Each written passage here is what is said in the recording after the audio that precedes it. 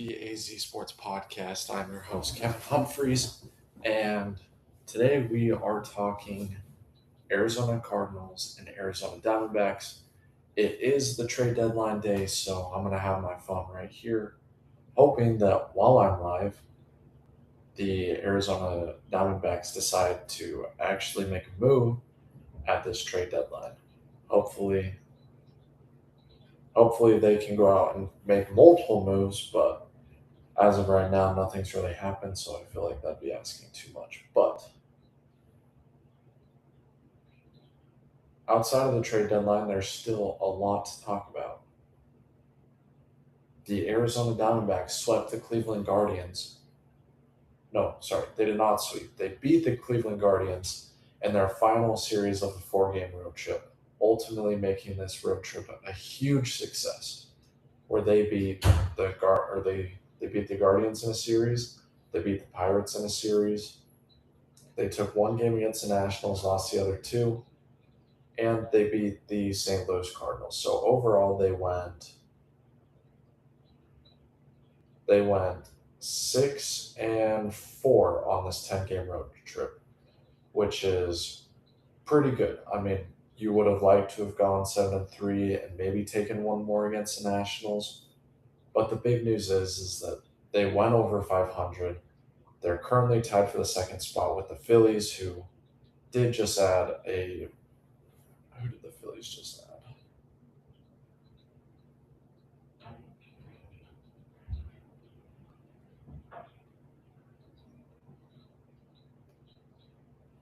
Yeah, the Phillies added Luis Ariz from the Giants, and so the Phillies made moves. Feels like everyone's been making moves except for the Diamondbacks. But today we're going to talk about what the Diamondbacks did this weekend, and also talk about the first Arizona Cardinals depth chart that was released this weekend as well. So let's get into it. Let's get into it right now. The Arizona Diamondbacks took 2 out of 3 against the Cleveland Guardians in a roller coaster, chaotic ride of a series. It started with game one happening on Friday, where the Diamondbacks were down 2-0, had no life on offense until they scored 4 runs in the eighth inning to win the ball game 4-2. It was Brandon Garcia who closed the game on Friday, as Paul Sewald has quickly regressed into the very bottom of the Sun or of the Diamondbacks bullpen. It was really spurred on by the top of the lineup, and I believe it was Gabriel Moreno who had the big 2-run single that that really blew the lead open for the Diamondbacks in this game. Yeah, so it was Perdomo who singled that scored Tawa and moved Carroll to second and Waldschmidt to third. Then Moreno singled to right. Uh, Carroll and Waldschmidt scored on fielding error, and then Marte singled to right and Perdomo scored. So the first, it was Tawa and Waldschmidt who got things going for the Diamondbacks in that eighth inning, and then the top of the order did what they were supposed to do and bring those guys in home safely. And then Brandon Garcia closed it out. It was a relatively decent showing from uh, from Mitch Bratt in this game. He pitched 5 innings, gave up 3 hits, 1 run, 1 earned run. Oh, sorry, it was 4-2. So 5 innings pitched, one run. It was earned. He had 4 walks and 2 strikeouts. So you don't like the 4 walks and the low number of strikeouts, but he allowed 1 run in 5 innings on 82 pitches. He still isn't all the way stretched out yet, so no surprise that the Diamondbacks are bringing him along slowly, but a really great effort and a much better effort than his counterpart Cole Drake was able to do on Saturday, which we'll get into in a minute. But then the bullpen held it down. It was Taylor Clark Jonathan Loaisiga, Kevin Ginkel, and Brandon Garcia. None of them allowed a run, and none of them allowed a hit. Just Loaisiga only allowed a walk, and that was it. So, Diamondbacks bullpen got it done Friday night. Now let's get to Saturday because that game was insane. That game was so crazy for the Diamondbacks. It was the Guardians opened the game, scored 2 runs early in the first inning against Cole Drake, which was it was kind of expected after how well Brett performed. There was just no way you were going to be able to get that good of a showing from Drake. His final line was 4 innings pitched, 94 pitches, only 54 for strikes. He did have 6 strikeouts and 1 walk, so that was better. But he gave up 5 hits and 2 earned runs in 4 innings pitched, and he continues to look like he's a step behind Brat as far as the guy in the rotation that's going to stay up when Michael Soroka comes back. I do think it's going to be Mitch Bratt over Cole Drake right now. But we'll see. Maybe Cole Drake will get another chance to start before his spot in the rotation is taken.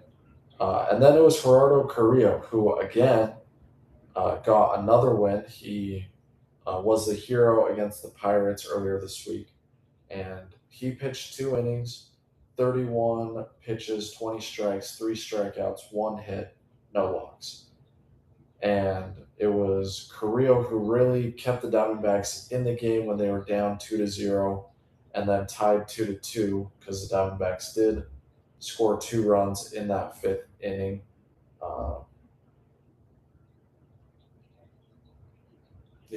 In that fifth inning, they were able to score 2 runs thanks to a Perdomo reaching on an infield single, and Waldschmidt scored on a throwing error. And then Moreno got grounded into a fielder's choice where Carroll was able to score, and Perdomo was out at second. And then it looked like the Diamondbacks rally was going to continue in the sixth inning, where they had bases loaded, and lo and behold, Corbin Carroll came up in a bases loaded situation. He has 5 grand slams early in his career, and has a 341 average with the bases loaded.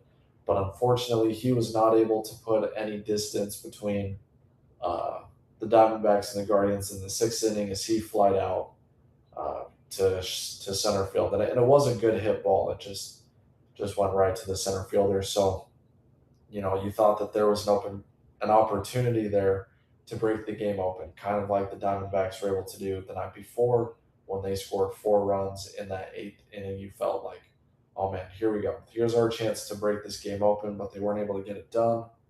But then we go to the top of the 7th, and that inning was crazy because it was started by a Perdomo home run, and then pretty much everyone reached base, and it was capped off. They scored 7 runs in that inning. Vargas had an RBI, McCann doubled, and got 2 runs home to make the game 6-2. And then it was Corbin Carroll who ended up driving in per what felt like the nail in the coffin at the time, a 400-foot 3-run home run that scored James McCann and Ryan Waldschmidt. And it was 9-2. We felt great. I ended up, leaving the restaurant in Sedona because I was like, okay, we'll win this game. I can go home, get situated. Maybe I'll watch the rest of the game later. But then, of course, and on the drive home saw, oh yeah, guess what? Nolan Arenado homer to left to make it a 10-2 lead for Arizona. But then that's where the wheels fell off, and Torey Lovello put in Paul Sewald in a low leverage situation, which is okay. I understand why they put Sewald in, but what I don't understand is why they left Sewald in for 5 batters it's pretty obvious to me that once the first three batters go 3 for 3, the next two are probably going to get on base. I didn't think anything was going to change once Seawald came in, or once Seawald faced the fourth and fifth batters. And guess what? It did. Seawald gave up a home run to DeLauder, and then Halpin singled to left, which scored Manzardo and moved Martinez to second. And then Bailey hit a sacrifice fly to center, and Martinez scored. And then the Diamondbacks brought in Kevin Ginkel to hopefully save some runs, but unfortunately, Ginkel gave up a double that scored everyone else that was on base. And so Paul Sewald's final line was 5 hits, 5 runs, no outs, and the ball game was 10-7. And we had this crazy Cleveland Guardians lady that they kept panning to over and over and over again. She was definitely all about that rally. But then in the top of the ninth inning, we had Perdomo, who had a huge single to center that scored Barossa and McCann, and eventually moved Carroll to third as well. So another bases loaded situation, and Perdomo came up huge, which was awesome. And last podcast episode, we talked about Perdomo and how he has to be much better with runners in scoring position, hitting in that 2 spot. And guess what? He was. This game, he had 4 hits, scored 1 run, had 3 RBIs, no strikeouts, and no walks, which is kind of surprising for Perdomo. But he was 4 of 6, and just really, really came to life in this Guardians series. And I believe and yesterday, even in a loss, he hit one that was probably a foot short of a home run. He was 2 for 4 against the Guardians in game 1, scored a run and had 2 hits and had an RBI as well. So he was a big part of keeping that rally going in that 8th inning in game 1 as well. And it secured the Diamondbacks a series win, where the Diamondbacks were able to get into that second wild card spot, which is huge. It's so huge right now. And so, yeah, Perdomo's just been playing much better baseball. And I said, hey, this might be the time. This might be the month. The month of August might be where Perdomo goes crazy, and all of a sudden, one really brilliant month that we've seen Perdomo have. We've seen Cattell and we've seen Carroll have these kind of months where, it doesn't look like they're having the greatest seasons ever, and then all of a sudden you get hot. You hit 5 to 10 home runs in 1 month. All of a sudden, you become an extra base machine. You're walking a lot, and everything you hit suddenly just starts squirting out of the infield. And all of a sudden, you have a month where you're hitting 400 and you're knocking guys in. You're hitting with runners in scoring position, which the Diamondbacks are still really having a hard time doing. I mean, on Sunday, they had a chance to rally down 5-0 after Merrill Kelly had not the greatest start in the world, and the Diamondbacks had a chance to make something happen. But unfortunately, it was a combined effort between the weather and the Diamondbacks, where they had the bases loaded again right before the rain delay, but unfortunately they stopped the game because the rain was getting so bad, and then the Diamondbacks just weren't able to. Yeah, the Diamondbacks just weren't able. Yeah, it was in the top of the 6th. They and this was after kerfuff, or this was kind of when Tawa aggravated some of these Guardians players that were so horrified that Tawa was going to try and bunt while someone was throwing a perfect game. So after that, Tawa singled to right, and then Vargas grounded into a fielder's choice, and then Locklear struck out. Corbin Carroll walked, and then Perdomo walked. which loaded the bases, but then unfortunately, Gabriel Moreno lined out to center. It was a hard hit ball, but just uh, center fielder made a good play on it, and so the Diamondbacks rally fell short there. Maybe if they had been able to score there, things would have been different. And in between Carroll walking and Perdomo's walk, there was a hour and a half rain delay, I think is what it ended up being. So, uh, not a great way to cap off this series. But moving forward, the Diamondbacks have an absolutely monster series against the San Diego Padres coming up. Because right now, the Diamondbacks have a record of 59 and 53, and they're tied for the second spot in the wild card. And guess who's right behind the Diamondbacks? It is your San Diego Padres, who are 58 and 54, one game back of the Diamondbacks and Phillies, and uh, really feel like the team. They really feel like the team that could make a run at the wild card right now. That's not in it right now. I think the wild card is Chicago probably has it locked up unless they go on a massive losing streak. And then it's Arizona, Philadelphia, and San Diego.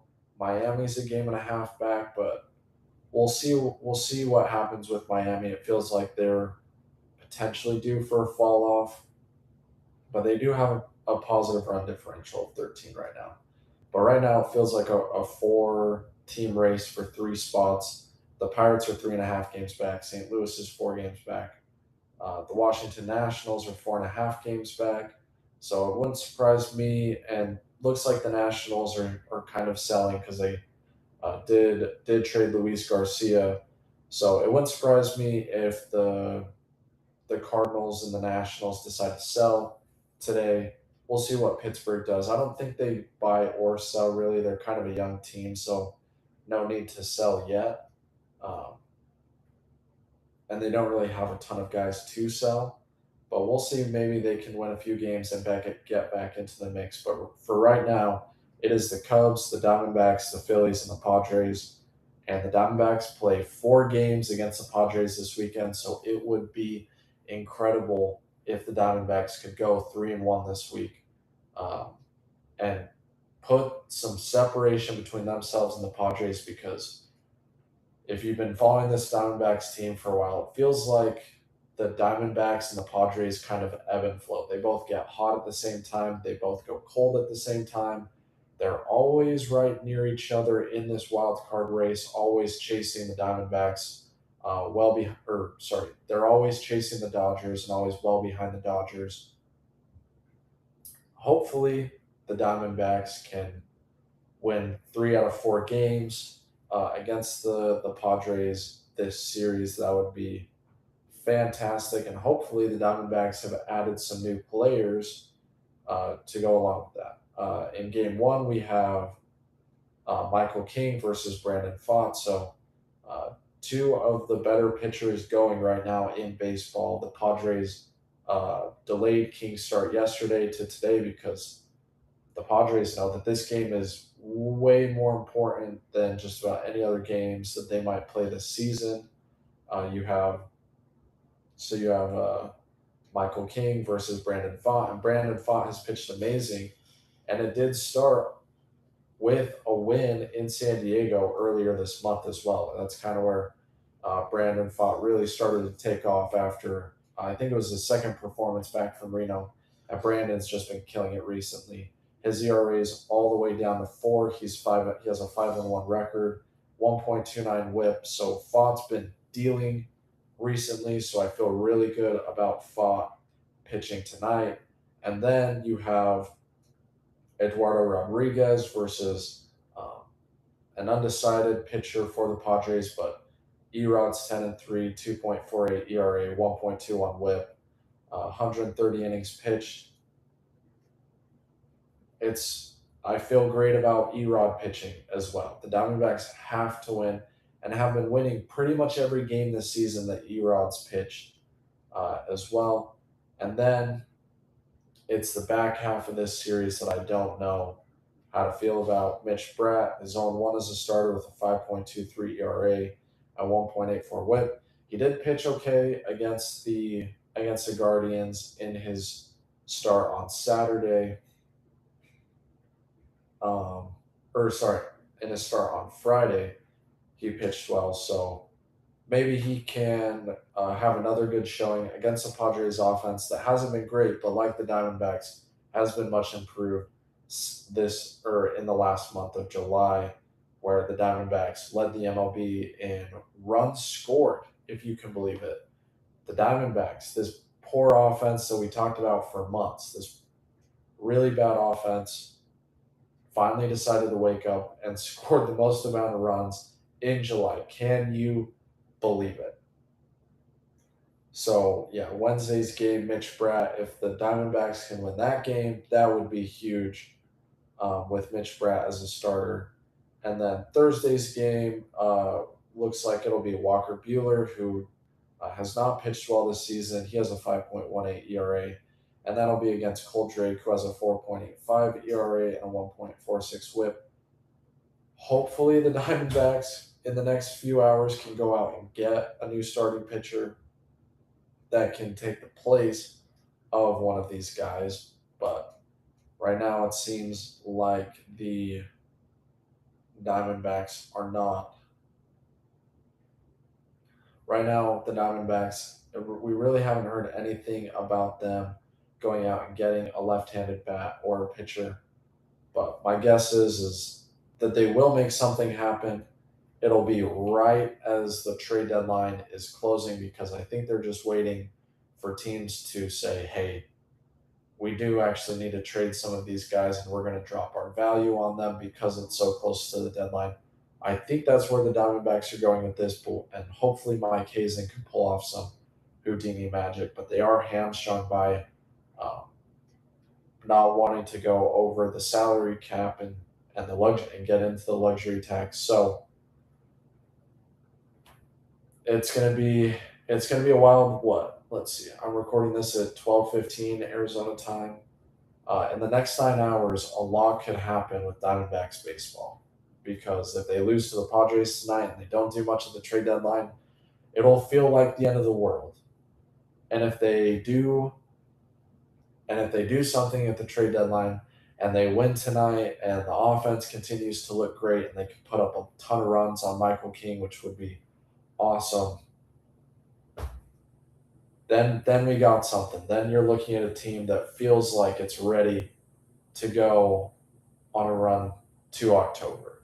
And that's nothing more. And we can't ask for much more as Arizona sports fans because we're not the Dodgers and we can't spend like the Dodgers can. And they did trade for Tariq Skubal, and that sucks. And that should make you angry. And there's different ways to even the disparity. I'm not going to say I agree with the players. I'm not going to say I agree with the owners, but baseball has to change this system where it makes teams scared to go and make big moves at the trade deadline. They need to figure out a way to make it so that every team can spend equal amounts or distribute revenue evenly because the Dodgers have this big TV deal. They spend 60% of their revenue. The Diamondbacks spend 60% of their revenue. I saw this tweet from Jack Summers. I'll pull it up right here so I can get the exact details right. But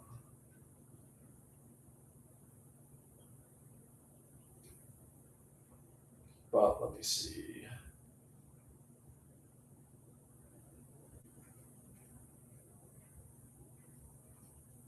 Let's see.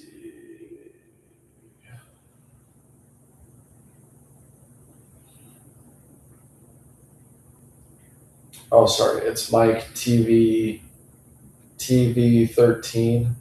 Diamondbacks spend 65% of their revenue on payroll. The Dodgers spend 60%. The difference is that LA has $850 million revenue and Arizona's $325 million. LA gets nearly the entire annual revenue of AZ just in their TV contract. And then Jack Summers tweeted correct. I don't know why this is so hard to grasp grasp for so many issues revenue disparity first, which is root cause of spending disparity. Fix revenue disparity plus put in mechanisms to enforce spending from revenue share recipients, problem solved. But MLB doesn't want that. So if they can fix that some way, whether that's a salary cap or just evening revenue disparity, then hopefully it puts the Diamondbacks in a better position to compete for a World Series than it does right now. But even with that said, I hope this Diamondbacks team can go out and make some moves at the trade deadline. I hope this team can go out and play incredible baseball for the last 2 months of the season, because as fun as a playoff, as fun as winning in the playoffs, as fun as winning in the playoffs is, what I ultimately want more than anything is for them to finish out this regular season strong and leave us as fans feeling good about the future of this Arizona Diamondbacks team by finally getting back to the playoffs for the first time since 2023. All right, let's finish up and wrap this up real quick with some Cardinals news and notes.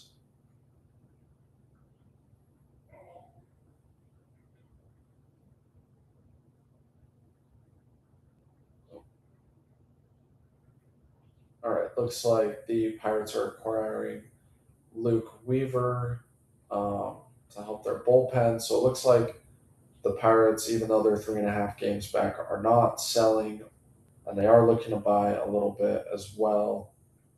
And then let's see. Oh, yay! The Padres are acquiring Robbie Ray. So that's fantastic. That's all just dropped in the last hour or so. So much fun. So we're probably going to get to see Robbie Ray, which last time the Diamondbacks played Robbie Ray, it went well for them, and they did really well. We'll see how that looks. We'll see how Robbie Ray does in a Padres uniform. Man, he's just going all the way through the division. That's pretty crazy. Okay, anyway, to wrap up this podcast, let's talk about the Arizona Cardinals depth chart and my takeaways right now. So, the depth chart came out, and obviously the big one that everyone's looking at, and maybe people who aren't following it closely are surprised at, which is Tyler Algier was number one, Jeremiah Love was number two, and James Connors was number three. Connors is hurt, so it makes sense to just put him there while he's returning from injury. And then Tyler Algier, who has gotten the majority of the first team reps, but we've seen Love get more and more and it's kind of split those first team reps. But there wasn't an or.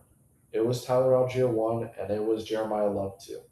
So not surprising to me, but if you're just, saying, hey, wait a second, like Jeremiah Love is the highest paid running back in football right now. Jeremiah Love was the Cardinals' third overall pick. Well, yes, you're right, but they're bringing him along slowly, which is exactly what they should be doing.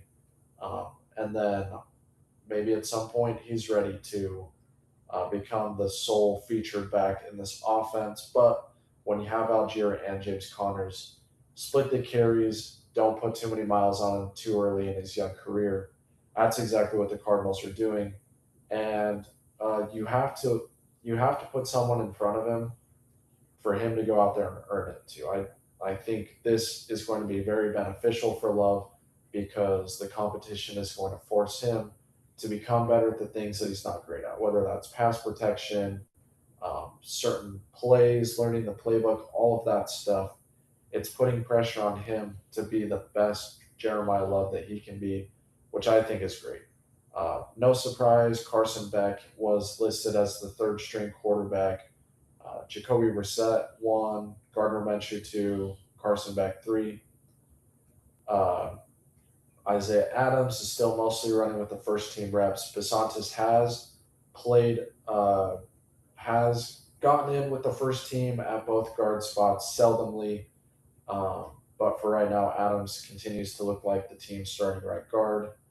And then the wide receiver depth chart, we had Marvin Harrison and Michael Wilson, and as well as Kendrick Bourne, which seems to be how they're going to go moving forward. Both of those guys are going to start. Obviously, it just comes down to which one is your number one, which is the guy that you're going to on third down. And like honestly, I feel like it's pretty even, so there might not be a true number one. But at some point, they have to establish a hierarchy of which guy is the guy and which guy is playing second fiddle. But maybe that's a novice view of football. But I feel like that's just kind of how it has to be at some point, and it's going to happen at some point this season as well.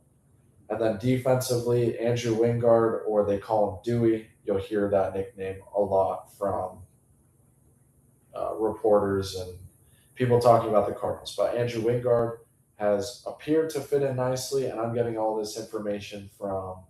Uh, I'm not watching practices personally, but this is just this is the depth chart, and then taking observations from guys like Tyler Drake and Darren Urban and Josh Weinfest and all the great guys that cover the Cardinals.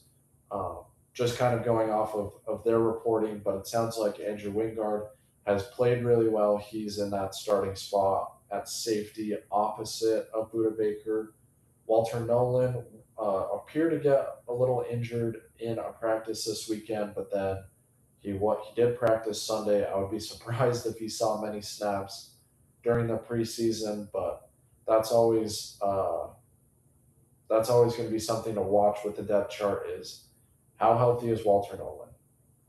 And then we didn't see Darius Robinson at the other defensive tackle spot take full position of that spot, which is something that I hope as a first round pick he's able to do this off season or this preseason, excuse me.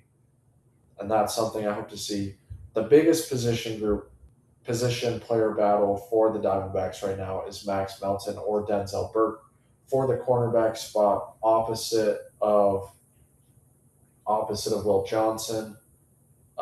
It's going to be interesting. Hopefully, one of those two guys can prove that they are the second best corner on the team. But as we saw last season, Max Melton injury prone, Will Johnson injury prone. So it's likely that all of these guys are going to get a lot of reps at corner this year.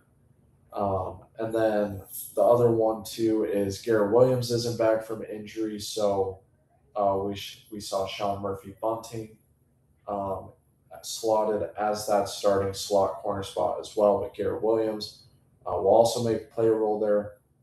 So uh, we guys that are kind of behind that need to make some moves.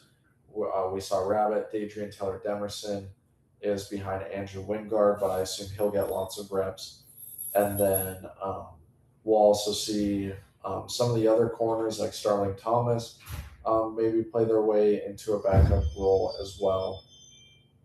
But that's where the Cardinals depth chart is at. So everything appears to be coming along nicely, or at least as nice as it can, for a team that's going to win 3.5 games. Only one major injury. Pulsifier was hurt his foot, and he is out for the season, unfortunately. So, but outside of that, everything's coming together so far. We've seen this through training camp so far.